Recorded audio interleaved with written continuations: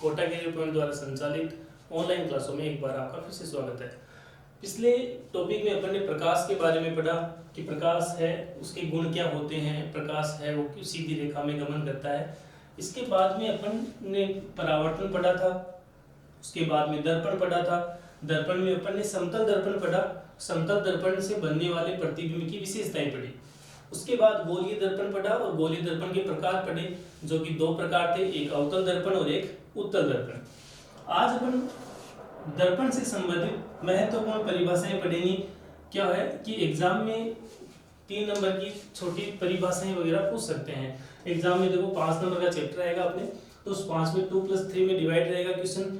2 number के अलग से क्वेश्चन आएगा, 3 नंबर का आएगा। 3 नंबर वाले में छोटे क्वेश्चनों में ये पूछ सकते हैं। तो अपन दर्पण से संबंधित महत्वपूर्ण परिभाषाएं पढ़ेंगे, जिसमें पहली परिभाषा अपनी होगी वक्रता केंद्र। वक्रता केंद्र क्या होता है? तो इसके लिए देखो, मान लो अपने पास ये दर्पण है। अच्छा, ये दर्पण है, इसके अपन क्या पॉलिश करेंगे? परावर्तक पदार्थ की। ये परावर्तक पदार्थ अपन ने लगाया, ये परावर्तक पदार्थ है।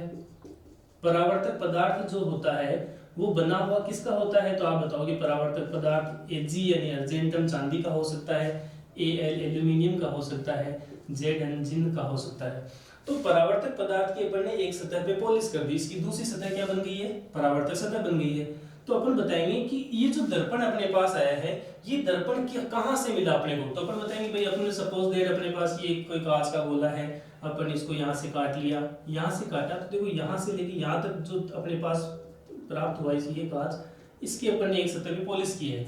यानी कि गोले को काट कर अपन क्या प्राप्त करते हैं? दर्पण यानी दर्पण प्राप्त करते हैं। तो गोले को काट के दर्पण प्राप्त किया अपन ने, इसका मतलब ये कोई गोला था, ऐसा गोला रहा होगा और इसका अपन ने क्या किया? दर्पण बना दिया है। तो इस गोले को इस दर्पण को जिस गोले का कटा हुआ भाग माना जाता है, उस गोले का केंद्र कहलाता है वक्रता केंद्र। तो अपन देखो क्या पढ़ रहे हैं, वक्रता केंद्र की परिभाषा पढ़ेंगे अपन कि वक्रता केंद्र होता क्या है। अपन बताएंगे कि लेंस को जिस गोले का कटा हुआ भाग माना जाता है उस गोले का केंद्र क्या कहलाता है? वक्रता केंद्र कहलाता है, जिसे अपन निरूपित करेंगे किससे? सी से।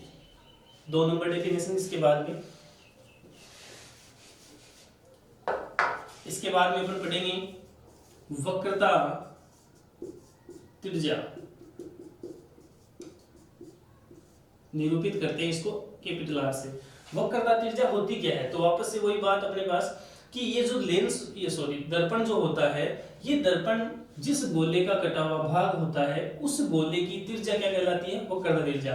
अपने पास है ये एक दर्पण है, इस दर्पण को अपन ने ऐसे गोले से काट के बनाया है।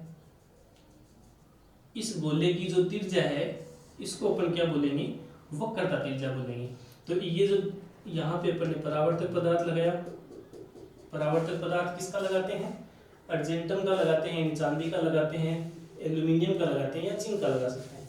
अच्छा, तो इसको ये यहाँ से लेकर यहाँ तक की जो इसकी त्रिज्या है उसको अपन क्या बोलेंगे? वक्रता त्रिज्या बोलेंगे। अब देखो दोनों परिभाषाओं को एक साथ देखते हैं अपन कि गोलीय जो लेंस है, गोलीय दर्पण जो है, गोलीय दर्पण को जिन गोलों का कटा हुआ भाग माना जाता है उस गोले की का केंद्र वक्रता केंद्र कहलाता है, उस गोले की त्रिज्या क्या कहलाती है? वक्रता त्रिज्या कहलाती है। इसके बाद में 2 परिभाषा हो गई। अपन तीसरी पढ़ते हैं इसके बाद में ध्रुव। ध्रुव देखो क्या होता है, ध्रुव को अपन निरूपित करते हैं पोल पी से। ये है अपने पास गोलीय दर्पण, इसके एक पृष्ठ पे अपन ने लगा रखा है परावर्तक पदार्थ। कौन सा दर्पण हो गया? इसकी परावर्तक सतह अंदर धसी हुई है तो अपन कहेंगे ये अवतल दर्पण है। अच्छा, उसी प्रकार से इसकी परावर्तक सतह जो है वो उभरी हुई है, अपन कहेंगे ये उत्तल दर्पण है। तो जिस सतह पे अपन ने परावर्तक पदार्थ लगाया उसकी दूसरी सतह क्या हो जाती है? परावर्तक सतह हो जाती है। इस दर्पण की परावर्तक सतह कौन सी होगी? इधर वाली होगी। इस दर्पण की परावर्तक सतह इधर वाली होगी। तो इस परावर्तक सतह का केंद्रीय बिंदु जो होता है वो होता है दर्पण का ध्रुव P। यानी दर्पण के परावर्तक सतह के केंद्रीय बिंदु को क्या कहते हैं? दर्पण का ध्रुव कहते हैं। P से निरूपित करते हैं। वापस से देख लो, तीन परिभाषाएं अपन ने पढ़ी है। सबसे पहले है वक्रता केंद्र। गोला है, अगर अपन ने जिस गोले को काट के अपन ने क्या बनाया है, दर्पण बनाया है, उस गोले का केंद्र वक्रता केंद्र, उस गोले की त्रिज्या वक्रता त्रिज्या। और इसके बाद में है दर्पण के परावर्तक पृष्ठ का केंद्रीय बिंदु जो होता है वो दर्पण का होता है ध्रुव। नेक्स्ट है इसके बाद में 4 नंबर मुख्य अक्ष। मुख्य अक्ष होती क्या है तो अपन बताएंगे। मान लो अपने पास है एक दर्पण, ये हो गया अपना दर्पण, अवतल दर्पण है मान लो। इसके इस सतह पे अपन ने क्या लगा रखा है, परावर्तक पदार्थ लगा रखा है। ये हो गया आपका ध्रुव है। अच्छा, ये इसका ध्रुव है दर्पण का, तो इसका वक्रता केंद्र कहाँ पे होगा, तो अपन मानेंगे भाई ये लगभग गोल ऐसे रहा होगा, तो इसका वक्रता केंद्र लगभग यहाँ पे है। वक्रता केंद्र जिसको अपन रिप्रेजेंट करते हैं सी से। तो अपन बताएंगे कि वक्रता केंद्र जो सी है एवं ध्रुव क्या है P, वक्रता केंद्र C एवं ध्रुव P, इन दोनों को मिलाने वाली जो काल्पनिक रेखा होती है वो होती है दर्पण का मुख्य अक्ष। वापस से देख लो, अगर मान लो दर्पण अपने पास दूसरा होता, दूसरा कौन सा, उत्तल होता, उत्तल होता तो इसका वक्रता केंद्र लगभग यहाँ पे होता, और ये होता है इसका ध्रुव P। ये अपन ने लगा रखा है क्या, परावर्तक पदार्थ अंदर की सतह पे, ऊपरी भी सतह परावर्तक सतह है। तो अपन बताएंगे ये दर्पण का ध्रुव P है और ये है वक्रता केंद्र। अच्छा, परिभाषा अपनी क्या है कि वक्रता केंद्र जो C है, इसमें इधर है उसमें उधर है, तो वक्रता केंद्र C है, इसको ध्रुव P से मिलाने वाली काल्पनिक रेखा क्या होती है, दर्पण का मुख्य अक्ष होती है। तो दोनों को मिलाने वाली काल्पनिक रेखा है ये, इसको अपन बोलेंगे ध्रुव P, सॉरी मुख्य अक्ष बोलेंगे। 4 डेफिनेशन होगी, इसके बाद में 5वीं है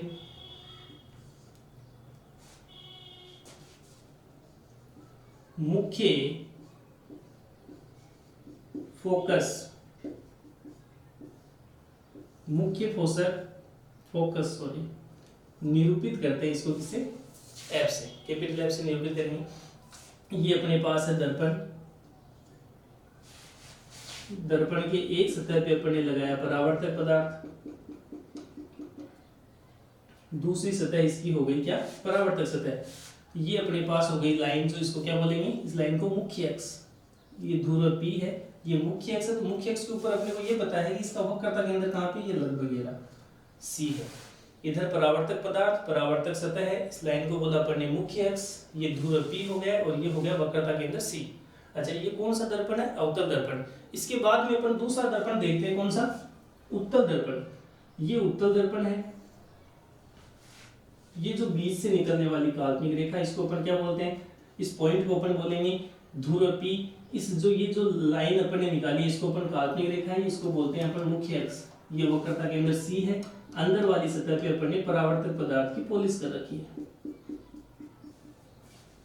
अब देखो डेफिनेशन अपने को बतानी है, तो अपन बताएंगे कि दोनों की अलग अलग हो सकती है मुख्य अक्ष, मुख्य फोकस की क्या हो सकती है। ये है अवतल दर्पण। तो अवतल दर्पण में क्या होगा, आप बताओगे, अवतल दर्पण में मुख्य अक्ष के समांतर जाने वाली प्रकाश की किरणें, ये समांतर जाने वाली प्रकाश की किरणें यहाँ टकराने से घटना होती है परावर्तन की। तो आप बताओगे मुख्य अक्ष के समांतर जाने वाली प्रकाश की किरणें परावर्तन के पश्चात मुख्य अक्ष के जिस बिंदु से होकर निकलती हैं, उस बिंदु को अपन बोलते हैं दर्पण का मुख्य फोकस। क्या बोलते हैं, दर्पण का मुख्य फोकस। वापस से देखो डेफिनेशन, गोलीय दर्पण में मुख्य अक्ष के समांतर जाने वाली प्रकाश की किरणें परावर्तन के पश्चात मुख्य अक्ष के जिस बिंदु से होकर गुजरती हैं, उस बिंदु को अपन क्या बोलते हैं, मुख्य फोकस कहते हैं। ये हुई बात कौन से दर्पण की, अवतल दर्पण की। उत्तल दर्पण में क्या होगा, ये मुख्य अक्ष है, मुख्य अक्ष के समांतर जाने वाली प्रकाश की किरणें परावर्तन के पश्चात मुख्य अक्ष के जिस बिंदु से होकर जाती हुई प्रतीत होती हैं, उस बिंदु को, इस बिंदु से ऐसे लगता है कि परावर्तन के बाद में ये लाइनें हैं वो वहां से आ रही हैं, जिस बिंदु से होकर आती हुई या जिस बिंदु पर मिलती हुई प्रतीत होती है उसे अपन बोलते हैं उत्तल दर्पण का फोकस। देखो एक साथ दोनों डेफिनेशन को बोलते हैं अपन। ये मुख्य अक्ष है, तो अपन बताएंगे गोलीय दर्पण में मुख्य अक्ष के समांतर जाने वाली प्रकाश की किरणें परावर्तन के पश्चात, यहाँ परावर्तन हो गया, परावर्तन के पश्चात मुख्य अक्ष के जिस बिंदु पर मिलती हैं या मिलती हुई प्रतीत होती हैं, उसे अपन फोकस कहते हैं। ये हो गए आपकी 5 डेफिनेशन। छठी देखो, फोकस दूरी, ये है आपके पास गोलीय दर्पण, इसकी ये है परावर्तक सतह। ये जो परावर्तक सतह है, इस परावर्तक सतह, सॉरी ये परावर्तक सतह इधर वाली नहीं होती, इधर वाली है परावर्तक सतह, उधर परावर्तक पदार्थ लगा रखा है। ये आपके मुख्य अक्ष, ये हो गया दर्पण का ध्रुव P, फोकस, मुख्य फोकस F, वक्रता केंद्र C। तो आप बताओगे कि दर्पण के ध्रुव P एवं मुख्य फोकस F दोनों की मध्य की जो दूरी है वो होती है फोकस दूरी। रिप्रेजेंट करेंगे इसको स्मॉल f से। फोकस दूरी किसे कहते हैं, अपन बताएंगे कि दर्पण का जो ध्रुव होता है उससे लेकर फोकस तक की दूरी है उसको अपन क्या बोलते हैं, फोकस दूरी। अब क्या होता है कि अपन ने यहाँ पढ़ी है फोकस दूरी, इससे पहले अपन ने पढ़ा था वक्रता तिर्य्या। इन दोनों के बीच में क्या होता है, संबंध होता है। क्या संबंध होता है, अपन बताएंगे कि वक्रता तिर्य्या एवं फोकस दूरी के बीच में क्या संबंध है। तो आप बताओगे, यहाँ इसी के नीचे लिख देता हूं कि फोकस दूरी जो है वो वक्रता त्रिज्या के आधी होती है, यानी f इज इक्वल टू क्या होता है, r/2। ध्यान में रखना है, फोकस दूरी जो है वो किसके बराबर होती है। तो आप बताओगे वक्रता त्रिज्या जब आधी हो जाती है तो किसके बराबर हो जाएगी, फोकस दूरी के बराबर हो जाएगी। यानी कि फॉर्मूला हो गया आपके पास f is equal to r/2। इस प्रकार से आपकी 6 डेफिनेशन हो गई। इसके बाद में अपन 7वीं देखते हैं। अभी है द्वारक। देखो द्वारक होता क्या है, तो अपन बताएंगे, ये मान लो कोई दर्पण है, अगर ये अवतल दर्पण है तो ये है, इसकी जगह अपन उत्तल दर्पण भी बता सकते हैं, ये उत्तल दर्पण है। तो अपन बताएंगे कि दर्पण जो है, इस दर्पण की ये परिधीय क्षेत्रफल है, ये इस परिधीय क्षेत्रफल का व्यास, इसको अपन रिप्रेजेंट कर देते हैं एम एन। इसी प्रकार से इसको कर देते हैं एम से, इसको करते हैं एन से, एन पॉइंट हो गया। तो अपन बताएंगे कि गोलीय दर्पण जो है इसकी परिधीय क्षेत्रफल का व्यास, ये व्यास हो गया, इस व्यास को अपन क्या बोलते हैं, दर्पण का द्वारक बोलते हैं। डेफिनेशन कैसे देंगे, ये देखो इसमें देते तो ये इसका व्यास हो गया, इस व्यास को अपन क्या बोलेंगे, दर्पण का द्वारक बोलेंगे। तो गोलीय दर्पण जो है इसके परिधीय क्षेत्रफल का जो व्यास है उसको अपन बोलते हैं दर्पण का द्वारक कहेंगे। इसके बाद में है नेक्स्ट अपने दर्पण द्वारक के बाद में फोकस तल।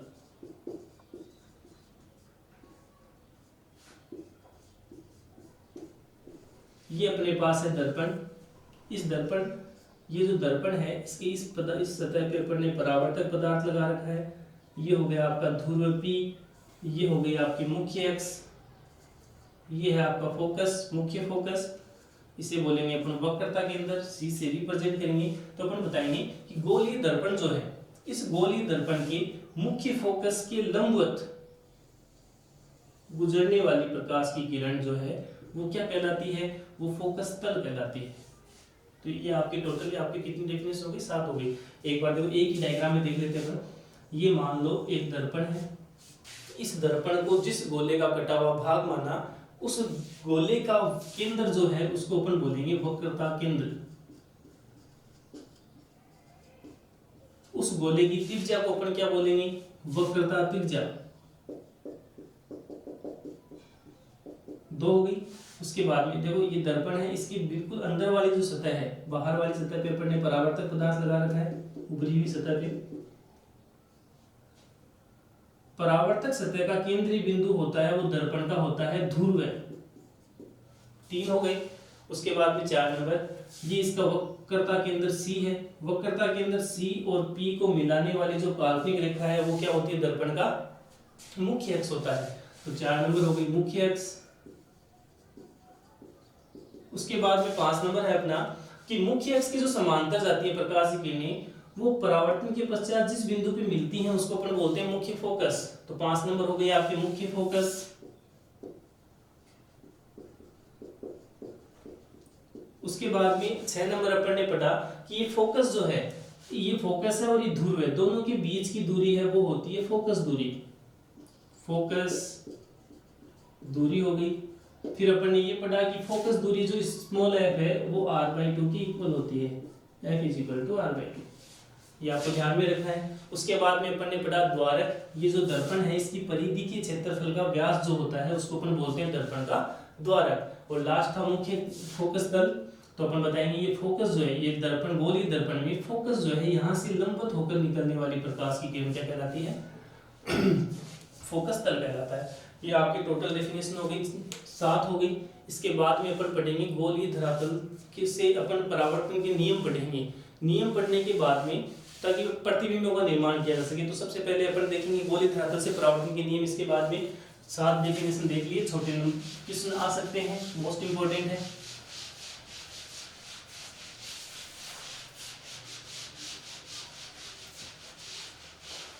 इसके बाद में अपने को देखना है गोलीय धरातल से परावर्तन के नियम। गोलीय धरातल से परावर्तन के नियम क्या होता है कि अवतल या उत्तल दर्पण में जब अपन प्रतिबिंबों का निर्माण करेंगे तो प्रतिबिंबों का निर्माण करने के लिए अपने को कुछ विशेष प्रकार की प्रकाश की किरणों की आवश्यकता पड़ेगी। तो प्रकाश की किरणें हैं वो आपको इन नियमों के अकॉर्डिंग ही निकालनी है। तो अपन देखो सबसे पहले पहला नियम देखते हैं अपन। ये है अपने पास अवतल दर्पण, एक और अवतल दर्पण, 2 अवतल दर्पण। इसकी इधर वाली सतह जिधर अपन ने डेश डेश करके छोटी लाइनें बना रखी हैं इसको अपन बोलते हैं परावर्तक पदार्थ, जो अर्जेंटम का, चांदी का या सिल्वर या फिर एल्यूमिनियम का किया जा सकता है, जिंक का कर सकते हैं। इसके अलावा ये जो बीच वाला पॉइंट है परावर्तक सतह का केंद्रीय बिंदु, वो होता है दर्पण का ध्रुव P। अच्छा, उसी प्रकार से ये दर्पण है, इसकी ये परावर्तक सतह है, इधर वाली सतह परावर्तक सतह है, उधर वाली सतह जो है उसके ऊपर अपन ने परावर्तक पदार्थ का लेप किया हुआ है। अच्छा, ये दर्पण का बिल्कुल केंद्रीय बिंदु जो है दर्पण का ध्रुव। ये जो दर्पण का ध्रुव है, अच्छा ये दर्पण है तो इसका वक्रता केंद्र कहाँ पे हो सकता है? अपन ने पढ़ा था कि गोला जो होता है उस गोले का केंद्र जो होता है वक्रता केंद्र होता है। तो ये गोला ऐसा रहा होगा तो वक्रता केंद्र लगभग यहाँ पे, ये इसका वक्रता केंद्र हो गया।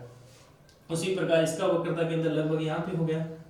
इस वक्रता केंद्र C एवं ध्रुव P को मिलाने वाली ये जो काल्पनिक रेखा है उसको अपन क्या बोलते हैं? मुख्य अक्ष बोलते हैं। ये मुख्य अक्ष हो गई। उसी प्रकार इसके अंदर भी देख लो, ये P और ये वक्रता के अंदर C को मिलाने वाली काल्पनिक रेखा मुख्य अक्ष। अच्छा, इन दोनों का बीच लगभग बीच में, क्योंकि ये यहाँ से लेके यहाँ तक तिर्य्या, तिर्य्या का आधा फोकस होता है, ये फोकस। उसी प्रकार से इसमें ये फोकस हो गया। अच्छा, उत्तल दर्पण जो होता है उसमें देखो, ये उत्तल दर्पण, अंदर वाली सतह पे अपन ने परावर्तक पदार्थ की पॉलिश की हुई है। ये आपकी हो गया दर्पण का ध्रुव इस साइड में, ये आपकी हो गई मुख्य अक्ष। उसी प्रकार से इसके अंदर ये आपकी मुख्य अक्ष हो गई, दर्पण का ध्रुव P हो गया, अंदर वाली सतह पे परावर्तक पदार्थ की पॉलिश की हुई है, परावर्तक पदार्थ की पॉलिश, इधर वाली सतह परावर्तक सतह। वक्रता केंद्र की बात करते हैं, ये वक्रता केंद्र C हो गया, ये हो गया आपके फोकस F। उसी प्रकार इसमें ये फोकस हो गया F और ये आपके हो गई वक्रता केंद्र C। अभी 2 नियम देखने अपने को। पहले सबसे पहले अवतल दर्पण में देखो, अवतल दर्पण में मुख्य अक्ष के समांतर आने वाली प्रकाश की किरणें, ये समांतर प्रकाश की किरण आ रही है, तो समांतर जो प्रकाश की किरण आती है ये परावर्तन के पश्चात फोकस से होकर निकल जाती है। ये आपके हो गया पहला नियम। अच्छा, इसको अपन ये पहला हो गया। उसी प्रकार इसी को अपन देखेंगे किसके अंदर? उत्तल दर्पण में क्या होता है? उत्तल दर्पण में मुख्य अक्ष के समांतर आने वाली प्रकाश की किरणें परावर्तन के पश्चात टकरा के और ये चली गई देखो ऐसे, लेकिन ऐसे लगता है कि कहां से आ रही है? फोकस F से होकर आती हुई प्रतीत होती है। तो देखो पहला नियम क्या पढ़ा अपन ने? दर्पण में, गोलीय दर्पण में मुख्य अक्ष के समांतर आने वाली प्रकाश की किरणें परावर्तन के पश्चात फोकस से होकर, अवतल दर्पण में फोकस से होकर निकल जाती हैं, उत्तल दर्पण में फोकस से आती हुई प्रतीत होती हैं। ऐसे लग रहा है कि ये किधर से आई है? फोकस से होकर आ रही है, तो फोकस से आती हुई प्रतीत होती है। उसी प्रकार 2 नंबर क्या पढ़ेंगे? देखो, फोकस से होकर यदि कोई प्रकाश की किरण जाती है, अवतल दर्पण है, तो गोलीय दर्पण में फोकस से होकर आने वाली प्रकाश की किरण परावर्तन के पश्चात मुख्य अक्ष के समांतर हो जाती है। अच्छा, उसके अंदर देखो, उत्तल दर्पण में फोकस पर आती हुई प्रतीत होने वाली प्रकाश की किरण परावर्तन के पश्चात मुख्य अक्ष के समांतर हो जाती है। दोनों में देखो क्या था, नॉर्मल छोटी सी बात है कि मुख्य अक्ष के समांतर जाती है तो फोकस से जाती है, फोकस से जाती है तो समांतर हो जाती है। उसमें देखो, उसमें क्या है, समांतर जाती है तो फोकस से आती हुई प्रतीत होती है, फोकस से आती हुई, फोकस पर आती हुई प्रतीत होती है तो मुख्य अक्ष से क्या हो जाती है, समांतर हो जाती है। दो नियम हो गए। उसके बाद में 3 नंबर है,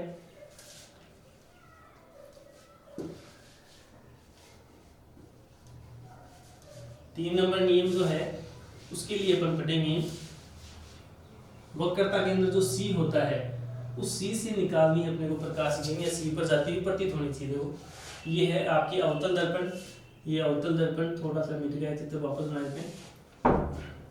यदि कोई भी प्रकाश की किरण वक्रता के अंदर सी से होकर आती है तो परावर्तन के पश्चात जिस दिशा में आई है उसी दिशा में वापस चली जाएगी। वक्रता के अंदर सी से होकर आने वाली प्रकाश की किरण जिस दिशा में आती है उसी दिशा में परावर्तन के पश्चात वापस चली जाती है। उत्तल दर्पण में देखो, यदि कोई प्रकाश की किरण वक्रता के अंदर सी पर आती हुई प्रतीत होती है तो परावर्तन के पश्चात जैसे आई थी उसी दिशा में वापस चली जाएगी, जिस दिशा में आई थी उसी दिशा में वापस चली। दोनों के लिए सेम सा लगभग। इसमें क्या हो रहा है, इसमें वक्रता के अंदर सी से होकर आई है और उसी दिशा में वापस चली गई। उसमें क्या है, उस पे आती हुई प्रतीत हो रही है, उत्तल दर्पण में आती हुई प्रतीत हो रही है, चली आई है। इसके बाद में है 4 नंबर, यदि कोई प्रकाश की किरण दर्पण के ध्रुव P पर आती है, ध्रुव P पर आती है तो ये जितने डिग्री का कोण बना के आई है उतने ही डिग्री का कोण बना के वापस चली जाएगी। यानी कि दर्पण के ध्रुव P पर आने वाली प्रकाश की किरण आपतन कोण के समान परावर्तन कोण बनाते हुए पुनः चली जाती है।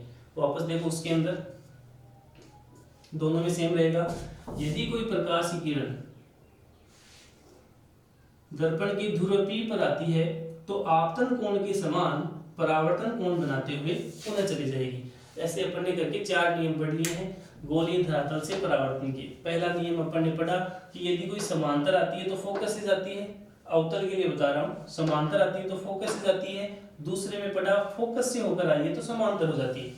3 नंबर अपन ने पढ़ा सी से आती है वो सी से ही वापस जाती है। 4 नंबर अपन ने पढ़ा कि अगर पी पे आई है तो आपतन कोण के समान परावर्तन कोण बना के निकल जाती है।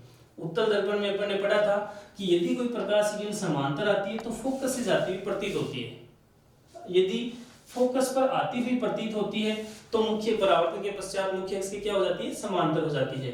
वक्रता के अंदर सी पर जाती हुई प्रतीत होती है तो उस जिस दिशा से ये आई है उसी दिशा में पुनः लौट जाएगी।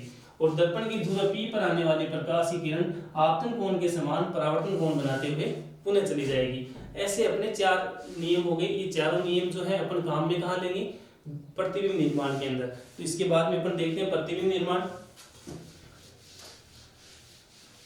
दर्पण अपने पास है 2 प्रकार के, एक अवतल दर्पण है और एक है उत्तल दर्पण। तो पहले अपन प्रतिबिंब निर्माण पढ़ेंगे अवतल दर्पण से।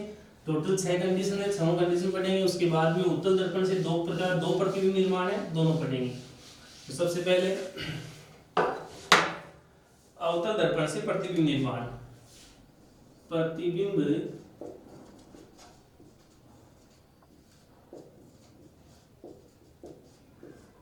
निर्माण, तो प्रतिबिंब निर्माण में कौन से दर्पण से पढ़ रहे हैं, अवतल दर्पण से। प्रत्येक दर्पण से जब प्रतिबिंब निर्माण करेंगे अपन, किसी भी दर्पण से या कोई भी स्थिति का अपन वर्णन करते हैं तो 4 चीजें अपने को बतानी होती है। सबसे पहले जैसे कोई दर्पण है तो दर्पण के सामने अगर अपन है तो अपने को क्या कहेंगे, अपने को कहा जाता है बिंब। तो अपने को सबसे पहले बताना है कि बिंब कहाँ पर पड़ा है। 2 नंबर कि बिंब जहाँ पड़ा है उसके सामने कांच के अंदर उसका चित्र बनाए दर्पण के अंदर, तो प्रतिबिंब की स्थिति कहाँ है। तो 2 बातें हो गई, एक बिंब की स्थिति, 2 नंबर बतानी अपने को प्रतिबिंब की स्थिति। 3 नंबर अपने को बतानी रहेगी उसका आकार कैसा रहा, बिंब का प्रतिबिंब का, तो आकार बताना है। और 4 नंबर अपने को बताना है उसकी प्रकृति कैसी है। प्रकृति के अंदर अपने को क्या बताना रहेगा कि वास्तविक चित्र है या आभासी है। अब ये आए दिमाग में, वास्तविक चित्र क्या होता है, आभासी क्या होता है। तो वास्तविक चित्र के अंदर प्रकाश की किरणें क्या होंगी, वास्तव में मिलती हुई प्रतीत होंगी। सॉरी प्रतीत नहीं होंगी, वास्तव में मिलेंगी, जबकि आभासी चित्र या फिर जो आभासी चित्र है, आभासी प्रतिबिंब है, उसके लिए क्या होगा, उसके लिए प्रकाश की किरणें मिलती हुई प्रतीत होंगी, न कि वास्तव में मिलेंगी। तो अवतल दर्पण से प्रतिबिंब निर्माण, सबसे पहले अपन पहली स्थिति के लिए देख रहे हैं। ये कोई अवतल दर्पण है अपने पास, इस अवतल दर्पण के सामने पहले अवतल दर्पण के लिए स्थितियां बना लेते हैं अपन, कौन कौन सी जगह क्या क्या है। ये अगर दर्पण है मान लो, तो अपन बताएंगे कि इसका ये ध्रुव रहा होगा P, इसके सामने ये मुख्य अक्ष है, इस मुख्य अक्ष पे लगभग यहाँ पे इसका फोकस भी है, लगभग यहाँ पे इसका वक्रता केंद्र है, जिसको अपन निरूपित करते हैं C से। अच्छा, उसके बाद में इसके अंदर वाली सतह क्या होती है, परावर्तक सतह होती है। बाहर वाली इधर से इधर अपन ने छोटी लाइनें खींच रखी है, ये परावर्तक पदार्थ लगाया हुआ है। पहली स्थिति हो गई। सबसे पहली स्थिति में अपने को क्या बताएं, चार चीजें बतानी है। मैंने कहा चार बातें बताओगे आप। सबसे पहले बताओगे आप बिंब की स्थिति, 2 नंबर अपने को स्थिति किसकी बतानी है, प्रतिबिंब की, प्रतिबिंब की स्थिति। 3 नंबर अपने को बताना है आकार, और 4 नंबर अपने को बताना है प्रकृति। तो चारों चीजें अपन बताएंगे हर चित्र की। तो सबसे पहली स्थिति का वर्णन, सबसे पहले अपन वस्तु की स्थिति यानी बिंब की स्थिति कहाँ है, वस्तु को रखा है अपन ने अनंत पे, तो बिंब की स्थिति आपके पास है अनंत, अनंत। अच्छा, अब जो अनंत पे वस्तु पड़ी है, अनंत पे वस्तु पड़ी है, अपने को प्रतिबिंब का निर्माण करना है। प्रतिबिंब का निर्माण करने के लिए अपने को 2 प्रकाशीय किरणों की आवश्यकता है। ये सिंपल समझने के लिए देखिए, 2 लाइनें खींचनी है अपने को। तो 2 जो प्रकाश की किरणें हैं, वो दोनों प्रकाश की किरणें आनी चाहिए अपने को किसके अकॉर्डिंग, अपन ने जो 4 नियम पढ़े थे अपन उसके अनुसार आनी चाहिए। 4 नियम कौन से पढ़े थे, उनमें से कोई भी 2 नियम काम में लेते हैं, लेकिन वस्तु कहाँ पड़ी है, सबसे पहले अनंत पे पड़ी है। अनंत पे पड़ी है तो अपन यहाँ दर्शा नहीं सकते कि वस्तु कहाँ है, नहीं दिखा सकते। तो अपन क्या करेंगे, पहले रूल के अकॉर्डिंग, पहला रूल क्या था, मुख्य अक्ष के समांतर। एक प्रकाश की किरण अपन मुख्य अक्ष के समांतर लेके आएंगे ऊपर से, एक प्रकाश की किरण अपन मुख्य अक्ष के समांतर लाएंगे नीचे से। 2 प्रकाश की किरणें आ रही हैं, यहाँ पे आने पे परावर्तन होगा। और अपन ने पढ़ा है कि मुख्य अक्ष की जो समांतर आती है, वो प्रकाश की किरणें कहाँ से होकर जाती हैं, वो जाती है मुख्य फोकस से। तो ये फोकस से होकर जाएगी, ये भी मुख्य फोकस से होकर जाएगी। दोनों प्रकाश की किरणें जिस बिंदु पर मिलती हैं, उस बिंदु पर प्रतिबिंब का निर्माण होगा। इस बिंदु पे प्रतिबिंब का निर्माण हुआ, यानी कि ये क्या है, मुख्य फोकस। तो अपन बता सकते हैं कि प्रतिबिंब कहाँ बना है, बिंब था अपना अनंत के ऊपर, तो प्रतिबिंब बन गया है कहाँ पे, मुख्य फोकस पर। उसके बाद में 3 नंबर है आकार। चित्र कितना बड़ा है, इस लाइन से ऊपर या नीचे जितना भी होगा उतना ही बड़ा चित्र है। तो अपने पास यहाँ स्थिति है कि बहुत ज्यादा बड़ा रहा होगा, शायद कितना भी बड़ी वस्तु हो सकती है, अपने को कोई आइडिया नहीं है। लेकिन यहाँ लाइन के ऊपर बना है, तो आप बताओ ये बिंदु के समान लग रहा है। तो प्रतिबिंब का आकार है बिंदुवत, प्रतिबिंब का आकार कैसा होगा, बिंदुवत। उसके बाद एक प्रकृति बतानी है। देखो लाइनें जो है प्रकाश की, लाइनें नहीं बोलते, प्रकाश की किरणें बोल दो। तो प्रकाश की जो किरणें हैं वो क्या है, वो प्रकाश की किरणें वास्तव में मिल रही हैं। तो वास्तव में मिल रही है, प्रतिबिंब कैसा बना है, वास्तविक। और ध्यान में रखो, वास्तविक प्रतिबिंब जो होते हैं सदैव कैसे होते हैं, उल्टे। तो वास्तविक एवं उल्टा प्रतिबिंब है। ये आपकी हो गई सबसे पहली स्थिति। जब वस्तु अनंत पे होती है, यानी बिंब अनंत पे है, तो उसका प्रतिबिंब कहाँ बनता है, हमने बताया मुख्य फोकस पे। कैसे बनता है उसके लिए डायग्राम बनाए। 3 नंबर आकार कैसा है, बिंदु के समान आकार है। उसके बाद प्रकृति कैसी है, तो अपन ने कहा लाइनें वास्तव में मिली, यानी वास्तविक है। और वास्तविक प्रतिबिंब कैसे होते हैं, उल्टे होते हैं। ये आपकी पहली स्थिति हो गई। 2 नंबर देखते हैं, ये है अपना अवतल दर्पण। इस सतह पे अपन ने लगाया परावर्तक पदार्थ, अच्छा नाम भी लिख दिया एम एन, ये द्वारक। और कुछ प्रकाश की परावर्तक सतह वगैरह की आवश्यकता नहीं है। उसके बाद में ये हो गया आपके मुख्य अक्ष, ध्रुव P, फोकस F, वक्रता के अंदर C। उसके बाद में और कुछ हो गया बस सभी। अच्छा, प्रतिबिंब कहाँ, सॉरी बिंब कहाँ था अपना, बिंब था अपना अनंत के ऊपर। अब अपन उसको थोड़ा सा आगे लेके आते हैं बिंब को। अनंत से थोड़ा आगे लाया अपन ने, मतलब यहाँ पे लेके आ गए, अब दिखने लग गया बिंब अपने को।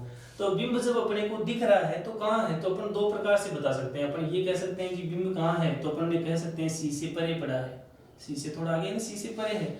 अच्छा, 2 नंबर ऐसे भी कह सकते हैं कि बिंब कहाँ है, तो अपन ये कह सकते हैं कि सी और अनंत के बीच में रखा हुआ, कहीं पर भी हो सकता है। तो सबसे पहले बिंब की स्थिति 2 नंबर के लिए, बिंब की स्थिति कहाँ है, तो अपन बताएंगे बिंब की स्थिति है वक्रता के अंदर सी एवं अनंत के मध्य पड़ा है। अच्छा, यहाँ पढ़ा है अपन ने, ये पढ़ाई अपन ने इस नीचे वाले सिरे को अपन ने नाम भी दिया ए, ऊपर वाले को बी नाम दिया। अपन ने ये पढ़ा था कि किसी भी प्रतिबिंब का निर्माण करने के लिए अपने को 2 प्रकाशीय किरणों की, प्रकाशीय किरणों की अपने को आवश्यकता होती है। दोनों प्रकाशीय किरणें जब अपने को वस्तु दिख रही है तो वस्तु के ऊपर वाले सिरे से निकालनी अपने को। वस्तु का ऊपर वाला सिरा है बी सिरा, बी से निकालनी है तो दोनों नियमों के अनुसार होनी चाहिए। पहले अपन नियम के अनुसार निकालते हैं, मुख्य अक्ष के समांतर जो प्रकाश की किरण जाती है वो कहाँ से होकर आती है, फोकस से होकर निकल जाती है। ये ऐसे गई और ऐसे आ गई परावर्तन के बाद में। 2 नंबर, यदि कोई प्रकाश की किरण फोकस से होकर जाती है तो परावर्तन के पश्चात मुख्य अक्ष के वो क्या हो जाती है, समांतर हो जाती है। तो देखो ये ऐसे गई है, वापस ऐसे आ गई, लाइनें कहाँ मिली, यहाँ मिली। अपने को ऐसे भी लगेगा देखो यहाँ मिली है, जबकि यहाँ नहीं मिली है। क्या होगा, दोनों प्रकाश की यहाँ से चलेंगी, दोनों पहुँच गई, उसके बाद में दोनों वापस आएंगी तो वापस मिलेंगी यहाँ पे। ये बाद में एक तो पहले गई है और एक बाद में गई है, फोकस पे नहीं मिली है। अच्छा, तो यहाँ मिली दोनों प्रकाश की किरणें, जहाँ मिली वहाँ